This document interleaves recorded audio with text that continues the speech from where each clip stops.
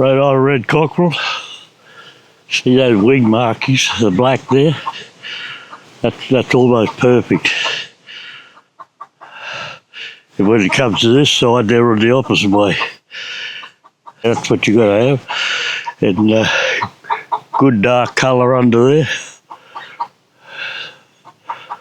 And good head, good red eyes. I think it was the Rosewood Club. There was 1,080 birds there that day. And I got the champion bird. Yeah, out of that. And that was the biggest show ever. And that's the bird. $400 prize money.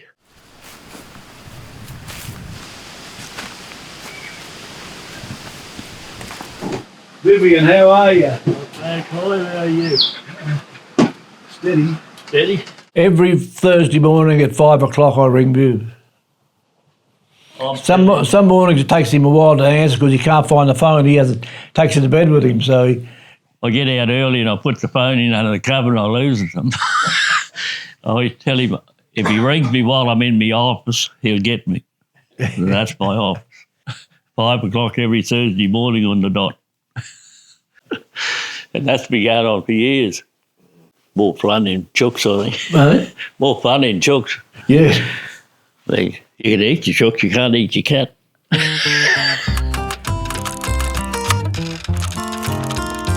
Honestly, it becomes a disease. Chooks become a disease. Yeah. I know people look at chooks and think, well, you're into chooks? Mate, I know more wealthy men in this country that breed poultry than people would ever imagine. The calibre that breed and show poultry because of the hobby that it is.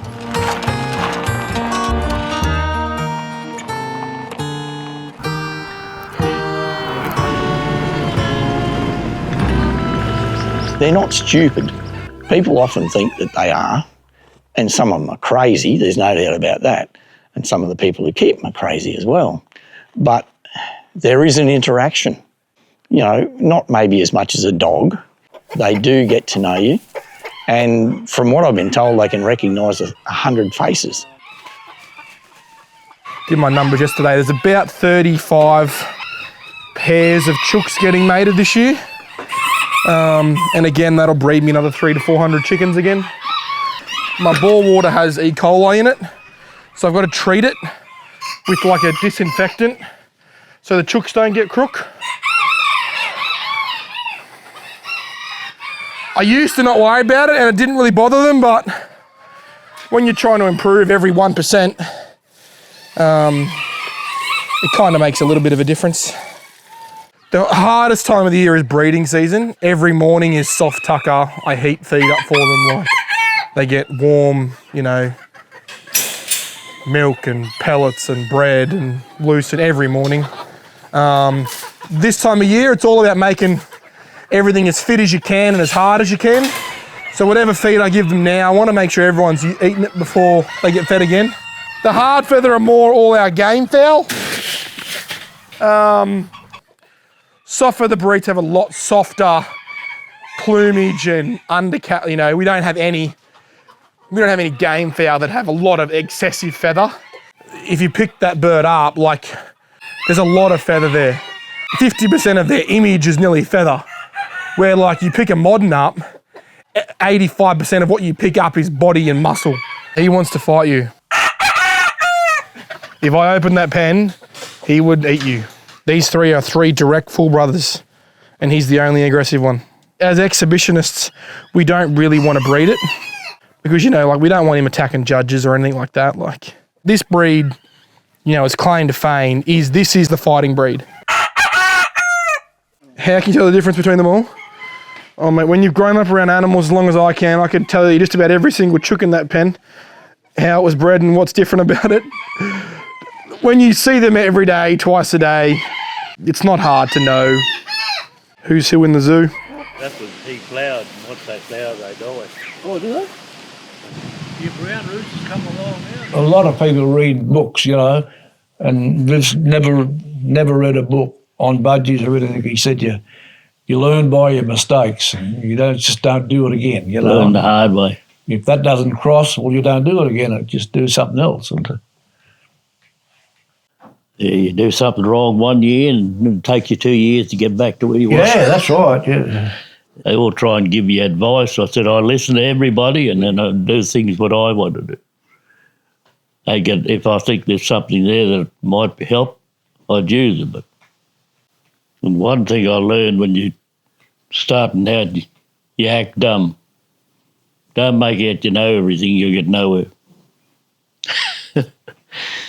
You know, years ago, the old club, we used to have what we used to call a lawn show. Just the club would show the birds. And, you know, it'd be like a day out and talk about birds, and kids wanted to be there. But that all died out. The poultry hobby, fancy, is something that is an aging game, 100%. Like, you know, it's, you know, like there'd be a dozen members in our club over 65, 70. Oh, absolutely. You know, with easily, like, and there would not be a dozen under 50, you know, so that's something that we really need to work on, I suppose.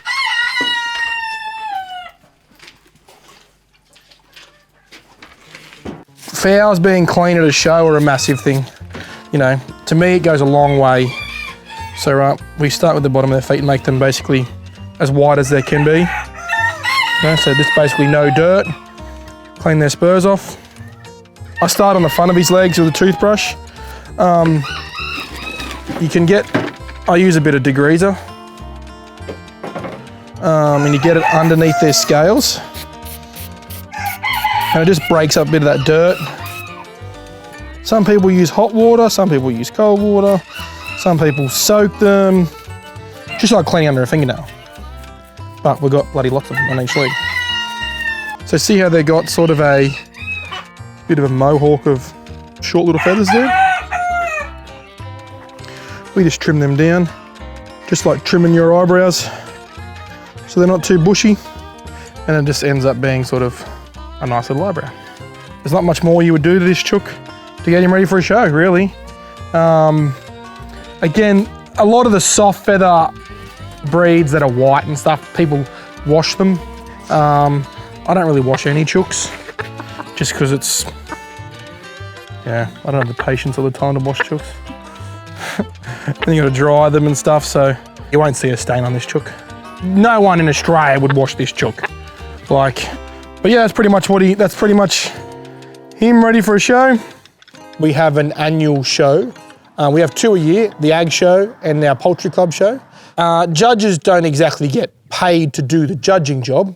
A judge we just try and cover a judge's travel expenses. You know, being asked to judge is a privilege and an honour. It's not a given right by somebody. Sign of respect, I suppose, as much as anything.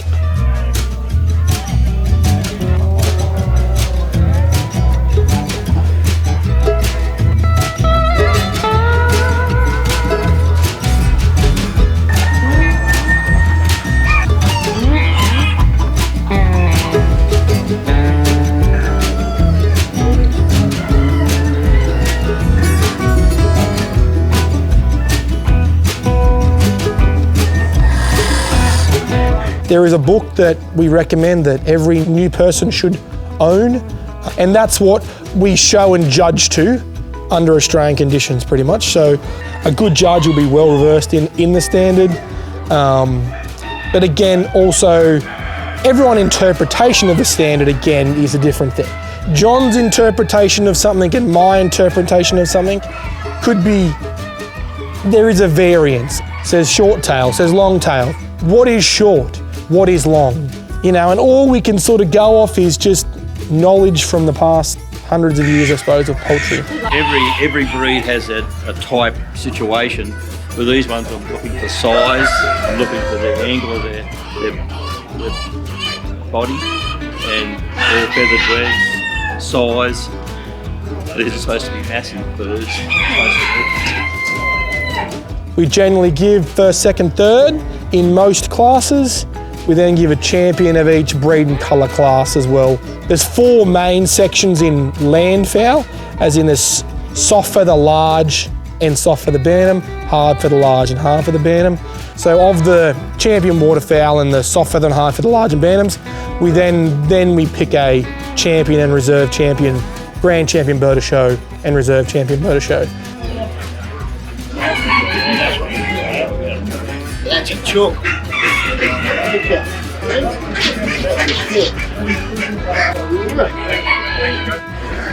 I'll go this time.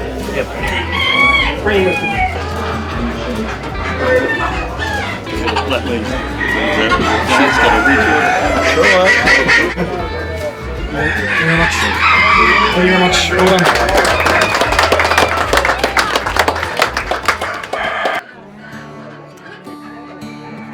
John and I were about to toss a coin. It was that even between the two of them.